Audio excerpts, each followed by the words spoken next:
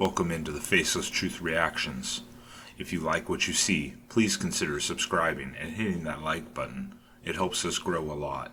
Now, let's get on with the show. There are no easy solutions when it comes to America's addiction crisis. Overdose deaths topping more than 100,000 lives 2 years in a row, mostly because of fentanyl poisonings. But critics say that liberal cities are about to make that problem a lot worse. New York City rolling out new vending machines stocked with free crack pipes, Narcan, lip balm, and first aid kits. It costs $11,000 to install one, but city officials argue they will save lives. This is a real practical step in our fight against the overdose crisis. This vending machine represents exactly that. We need to empower people, communities, our neighbors with everything and anything that they need when they need it on demand to save a life, to save their own life, to use safely, and to be safe. One of the machines getting cleaned out in less than 24 hours. Jesse's team checked one out earlier. Do you think your neighborhood's going to get safer? No, I don't think so. That's crack. How the neighborhood is going to get safer with crack? It promotes more abuse, more misuse, and it doesn't help the people. I want this moved. I don't want this here. I think this is a horrible idea. There you have it from the people. Before we get into all of that, Jesse, what is the lip balm for? Well, I think your lips get chapped from the crack. Oh, is that right? Yeah. So you have to Has that been your problem? Moisturize. smear some lip balm all over your chapped lips.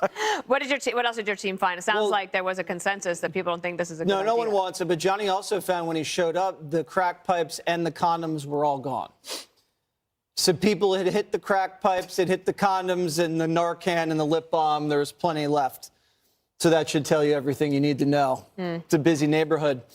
This is not what you want to do. You want to make it harder for people to smoke crack. You want them to get off the crack. You don't want to make crack smoking easier. If your son was smoking crack, would you buy him a crack pipe for Christmas and say, here, Ricky, we know you're going to smoke it anyway. You might as well have a good pipe.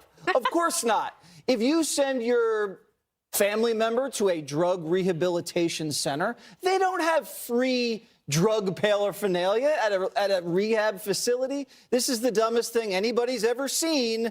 And, you know, I just feel bad for the people in the neighborhood. And the other things that they have in there, Judge, vitamin C, first aid, wound kits, and COVID tests, just in case, for free.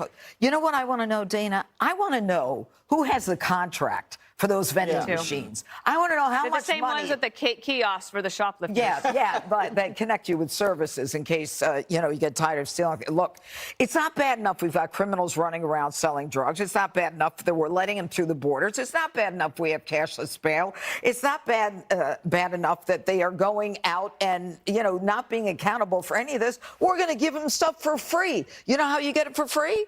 You punch in your zip code or any zip code. If you're in the city, it's 100, add a couple numbers. Okay, and you know what was 24 hours, the whole machine is empty. You know what is left? The fentanyl testing strips. So this bozo out there, the New York City Health Commissioner, comes out and says, we want to keep people safe. You may want to keep them safe, but they don't want to keep themselves safe. They're not testing to keep themselves safe with these fentanyl strips. Look, this is, if I ever wanted to be a part of a NIMBY, this is the NIMBY I want to be part of. Not in my neighborhood. Get together, get those machines out of your neighborhood. They are normalizing drug activity. This is part of the takedown of America. To that point, the community did get together and push back against the city when they were thinking about putting migrants in school gyms. That's right. And they were able to push it back. So, Harold, is this another opportunity for the community to say, not so fast? I would hope so. This is, we deal with topics here that I think are beyond the pale of stupidity. I don't understand, as I listen to this young man, the health commissioner, with a straight face in a community where I would imagine education opportunities, job opportunities, investment opportunities, wealth building opportunities are not there. And we're putting vending machines with drugs in them. We've sunk to a low point here if these are the kinds of answers that public policymakers are giving and delivering to the public. It'd be different if they were able to point to some data saying this helps people then get the kind of health care and rehabilitative care they need after being addicted to drugs. But there's no data, no evidence to show Furthermore, when 3 people in a neighborhood, if you went up to the Upper East Side here in New York and you had 3 people between 70th and 80th on Park saying, we think this is a bad thing for our community, we wouldn't put it there. This is shameful that we have these kind of vending machines in communities anywhere in America. And in the city I call home now, that we would allow this to happen. It's not only an embarrassment, it's an affront, and really, this is criminal, what we're doing to these communities. Are we wrong?